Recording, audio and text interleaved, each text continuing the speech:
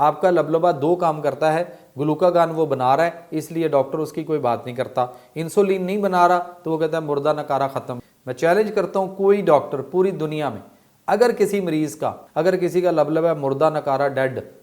साबित करे तो मैं सारी जिंदगी उसका बटमैन, उसके जूते पॉलिश करूंगा। अब अगर फर्ज करें डॉक्टर की बात मान लें कि लबलबा मुर्दा नकारा डेड खत्म हो चुका हुआ है, तो फिर दो हार्मोन जो बनते हैं, इंसुलिन नहीं बन रही तो आप गोलियों की शक्ल में या टीकों की शक्ल में मेडिकल स्टोर से लेकर लगवाते हैं या उसको खाते हैं। और जब वो ग्लूकागान हार्मोन अंदर से नहीं बना रहा होगा तो बाहर से यकीनी बात है आप ग्लूकागान हार्मोन की कोई दवाई, कोई टीके की शक्ल में, गोलियों की शक्ल में खा रहे होंगे, जबकि मार्केट में इसकी कोई दवाई नहीं, ना आप खाते हैं। तो आपका लबलबा दो काम करता है, ग्लूकागान वो बना रहा है इसलिए डॉक्टर उसकी कोई बात नहीं करता, इंसुलिन नहीं बना रहा तो वो कहता है मुर्दा नकारा खत्म। ये मैंने आपको साबित कर दिया। फिर भी मैं चैलेंज करता हूं पूरी दुनिया में तमाम डॉक्टर्स, अगर कोई किसी मरीज का